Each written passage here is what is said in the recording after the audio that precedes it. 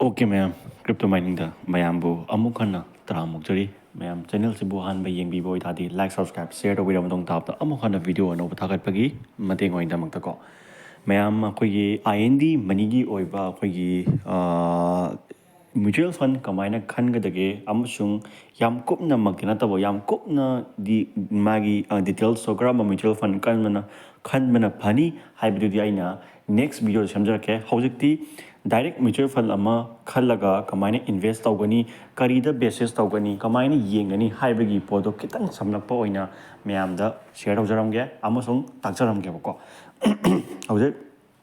aina makhada aina mamangi video da khoi link pijaramabani link to the join tawbasing di lupa yankai masagi opa bonus phangani plus indian stock ni ko phangni do stock ni tuna price mabal wangkhali mate lupa yankai dugi value to tungwang khalakani ko aduna dum thamjan view adum di sell do viru no ko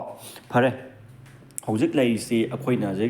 si aigi akoi nupigi magi app ni khoi aigi magi jo hangmani hangbada mongonda 50 start in dream je lupa yankai mongonda stock oina phange bako hojik lai se ado hojik aina mayamda haidi si koi stock ta de koi invest taw roise bako ai ta se maki de stock ki idea kya leite khangde ko stock ta sell buy karam stock no phai de kem khangde akoina aina jik ayamba base of the mutual fund mutual fund amusung cryptocurrency to oina base of kangu ne bako chiko duna long term investment paisa manghan da bi paisa akta ta sell buy sell de kya khaite akoina khangning se karino akoina pami se aim je kaino sei manga tara or traunga or kun or abapta invest tawgi paisa je kamaina masa pohan ga dege mari nang thamye paisa dogi into 2 times 3 times 4 times 5 times 10 times kamai or hin ga dege haiba potu ne bako hauji akoi yenga se every mutual fund di magi makhal adumba gain laiko magi percent gain laiko haibati ayamba mutual fund je afaba mutual fund koina yamdina awang ba khallagadi adum chahi da return ji 20% muk pi ba yawi natra 15 pi ba yawi minimum da every mutual fund je dum 12 to 13 14 15 budum yawr sat lebo ko ado aham da dum yengasi akoina sumaina IND money gi project laire ko IND money si yamna ti safer way ko ti safe way ida kem da nangi manga da ba hu ga da ba kem da to ko su laite ba ko ado mayam join to video sing join to san biramu ai haijing di yam mas ni ko ai kana na banate ko adong kana na bani ko ina haisa hayeng tung ko ina sei manga matara ma adong da paisa kamai tawro ki yengo ko sigi project akoi mother su aingonda tawragena haire ko ima bog to ko wari ni ko masa mangna haijarak pani tawge na ko adigi akoi yam lei yam aina makhata na tak ta bai tare ko ado moina di tawge na khangam da ba do aina hoi phare noina investment tawning adi ai tak la ge na yam tak khay yam yaure ko phare sumaina leirani nangi portfolio je ko darani sida dashboard sangani dashboard sanga kanda dashboard laire ko ada khoina tawdu je kaina mutual fund sangani mutual fund sanga kamai lakani mutual fund da nangna chingkhat pa kan dai dai yengo magi collection pire collection da mo top equity fund akhoina tawdu je kai da sina da akhoina invest tawdu ba pochi equity da invest tawbiyo ko aduga hauji equity haise atikem equity haise atikem nate equity haise equity manung da large cap lagani mid cap lagani small cap lagani large and mid cap lagani flexi di tamangam da kata on tawbo ko multi cap lagani adubu akoina multi cap num cap koina beginner oina kari da focus tawgani hai matam da large cap ama focus tawni mid cap ama focus tawni small cap ama focus tawgani bako ahum sida main focus tawgani akoi karim ta pamde ahum sida focus taw atai di thodok yenguno bako hanna yenguno bako maru oina hairipa ahum sida focus tawgani bako ahum sida focus tawragadi nangi paisa ji balance hanarakane bako minimum da suppose la small cap si magi expense ratio si wang ba yawi nem ba yawi adubu small cap si risk ti kitang wangali paito paisa di return di amna pi ba ko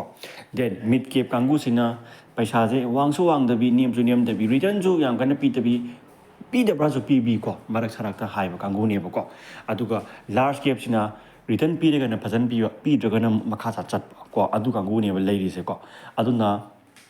ꯑꯩꯈꯣꯏꯅ ꯇꯧꯗꯣꯏꯁꯦ ꯀꯔꯤ ꯇꯧꯒꯗꯧꯅꯣ large ꯀꯦꯞꯇ ꯀꯔꯤ ꯐꯟ ꯈꯟꯒꯅꯤ ꯑꯗꯨꯒ ꯃꯤꯗ ꯀꯦꯞꯇ ꯀꯔꯤ ꯐꯟ ꯈꯟꯒꯅꯤ small ꯀꯦꯞꯇ ꯀꯔꯤ ꯈꯟꯒꯅꯤ ꯍꯥꯏꯕꯗꯨꯗꯤ ꯍꯌꯦꯡ ꯀꯣꯟꯅ ꯑꯩꯅ ꯁꯤꯅ ꯐꯅꯤ ꯍꯥꯏꯕꯗꯨꯗꯤ ꯑꯩꯅ ꯍꯌꯦꯡ ꯀꯣꯟꯅ ꯍꯥꯏꯖꯒꯦ ꯍꯥꯏꯕꯗꯤ ꯑꯩ ꯑꯗꯨꯒꯤ ꯀꯩꯅꯣꯗꯤ ꯅꯠꯇꯦꯕꯀꯣ ꯃꯥꯒꯤ ꯀꯝꯄꯅꯤꯗꯨ ꯁꯞꯄꯣꯔꯠ ꯇꯧꯕ ꯅꯠꯇꯦꯕꯀꯣ ꯍꯌꯦꯡ ꯅꯪꯅ ꯁꯤ ꯑꯦꯛꯁꯄꯦꯟꯁ ꯔꯦꯁꯤꯌꯣ ꯄꯤꯛꯄꯁꯤꯅ ꯍꯦꯟꯅ ꯍꯥꯏꯗꯤ ꯅꯪ ꯅꯁꯥꯅ ꯈꯟꯒꯗꯕ ꯀ꯭ꯋꯥꯂꯤꯇꯤ ꯍꯥꯏꯕꯗꯣ ꯍꯥꯏꯗꯤ ꯁꯄꯣꯁ ꯑꯦꯛꯖꯥꯝꯄꯜ ꯈꯣꯡꯒ꯭ꯔꯥꯎ ꯑꯃ ꯂꯩꯅꯕ ꯍꯣꯠꯅꯕꯗ ꯈꯣꯡꯒ꯭ꯔꯥꯎ ꯑꯃ ꯂꯩꯕꯗ ꯈꯣꯡꯒ꯭ꯔꯥꯎꯁꯤ ꯃꯥꯒꯤ ꯄꯣꯠꯀꯤ ꯀ꯭ꯋꯥꯂꯤꯇꯤꯗ ꯐꯤꯒꯤ ꯀ꯭ꯋꯥꯂꯤꯇꯤꯗ ꯌꯦꯡꯒꯗ꯭ꯔꯥ ꯀꯣ ꯅꯠꯇ꯭ꯔꯒ ꯃꯥꯒꯤ ꯑꯦꯂꯥꯁꯇꯤꯁꯤꯇꯤ ꯌꯦꯡꯒꯗ꯭ꯔꯥ ꯃꯥꯒꯤ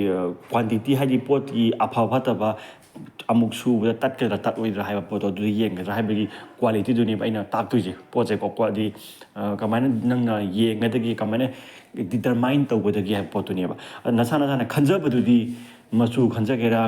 ꯑꯦꯂꯥꯁꯇꯤꯁꯤꯇꯤ ꯋꯥꯡꯕ ꯈꯟꯖꯒꯦꯔꯥ ꯅꯠꯇ꯭ꯔꯒ ꯄꯣꯠ ꯐꯕ ꯐꯤ ꯊꯥꯕ ꯈꯟꯒꯦꯔꯥ ꯑꯗꯨꯗꯤ ꯅꯣꯏ ꯑꯄꯥꯝꯕꯅꯦꯕꯀꯣ ꯑꯗꯨꯗꯤ ꯅꯣꯏꯅ ꯑꯗꯨꯝ ꯈꯟꯖꯒꯗꯧꯅꯦꯕꯀꯣ ꯑꯗꯣ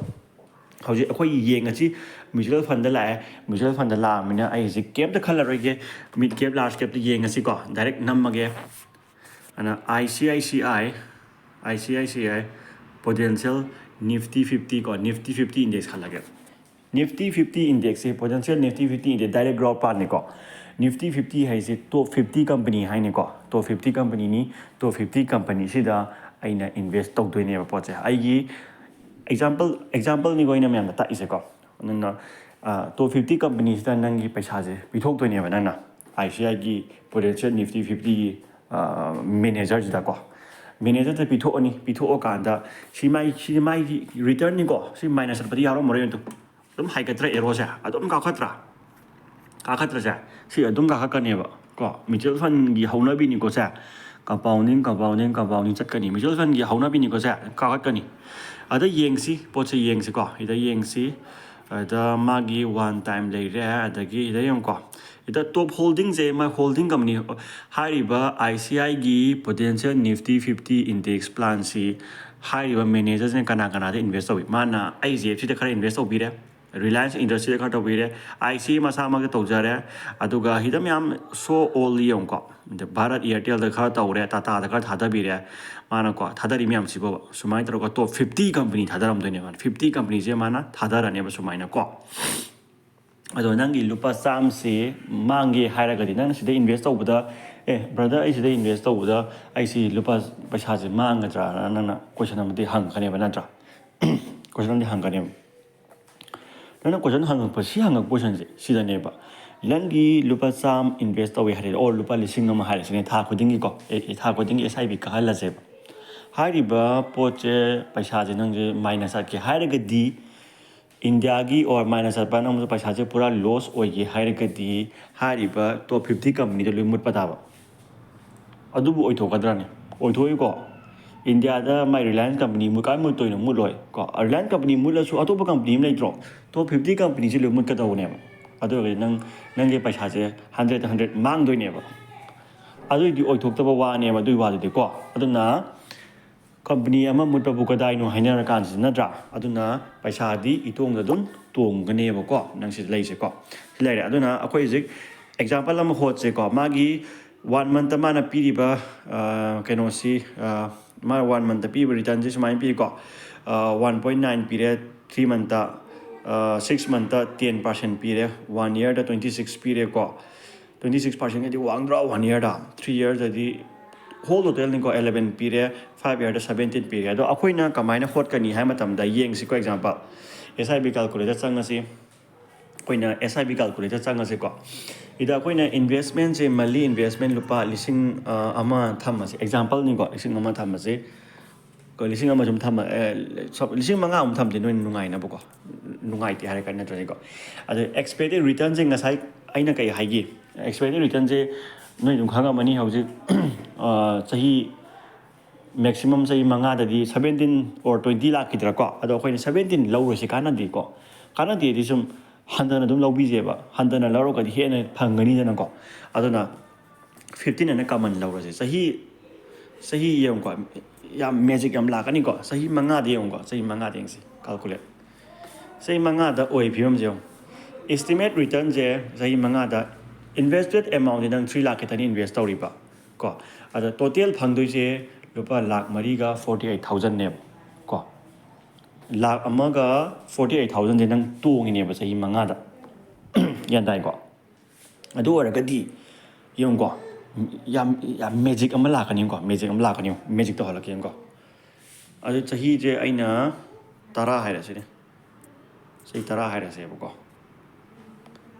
ide magic je estimate return je lakh taret ka 93,000 lakh ni pana do ne invest amount ke no lakh taruk ka tang toise total kya phangya 13 lakh 93,000 ni phangi jang adu di yong am di khenar ge yong mai compounding phangai yo paisa do macha olaga macha di masu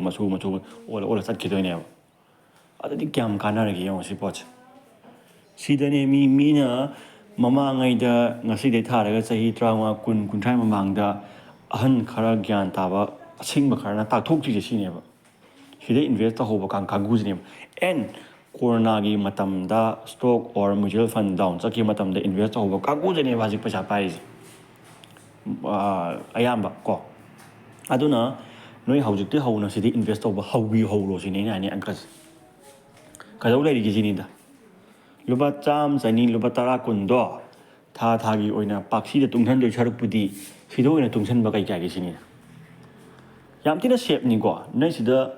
100% secure ni oi noi aadhar kari kara everything link da lai ne nai ka su mani nga lai ti ba ko ado hojik invest tawra se ba live invest au sala se ba ko INDmoney jange ko ai ji one time tawroi SIP one time da di nang na I will do like one time that in makes 200 kasuya one time that di 200 ya one time je ma je one time 200 ya ni okay 200 ya si bo ma je minimum je 500 pi da 500 yang ko minimum se oh 100 di ya ma le one time si bo ya ma le one time je 500 ya ma le I taw la si ko adu ta de I see push samage si hack next over magi aadhar my details kar thola kani ko adu details da ina hide tawrage ba ko tu sideu uraba process in process adu thare ko in process of adu haido in process le haido expected that hai nangi share si lupa cham gi share si that kano da thogla ni ko lupa cham ji date 14 da thola ni 14 of October da thola ni adagi my unit allocation ji tang tra tuk da allocate tawra ani yere ko view fund laire ko ai isagi oiba hai ba back chatlani back chatlaga silaire ko dashboard sangani dashboard ta hai ba nangi unit si loi assets thola kane ba haji tholak je maram kai gi no hai matam da hari ba nangi portfolio da lai gi ba singje lai gi bana maram oraga my fund lai gi bana maram oraga nang tholak ta bane ba ko order di yengsi to in progress urba si je one time ni ko SIP oraga di tha khoding ka handoi ne ba ko tha khoding kak pa khot pa ni one time ni sigi poche aina hek unit allocate torok matam da ai numit manga ni jang tham gi ne numit manga jang tham gi ba ko manga ni jang tham gi manga ni tham ba matam da compulsory manga ni thamba matam da ka kadawra ka ne paisa je lupa sam se lupa samaga kun or tara traunga le ram ne si mutual fund the magic of mutual fund ne ko ai ji leide da ulle da ko si ula ne ba sida mathak ja tholak pa haura ne ba tet matam sunday ga thang ja ga sunday ga suti ni ko sumai tar ga invest taw ko do ne yan da re ko ado karamba mutual fund khangani or karamba na tawbana fai large cap or mid cap kari karamba tawbana na fai haibadudi next video da ngai minarasi mayam makhada description link picharam ge bonus phangbiu stock phangbiu ai ngonda ju kitang phangjage channel support of you oina mayam ko losin jarge and video no bathang ngai minarasi thank you and good night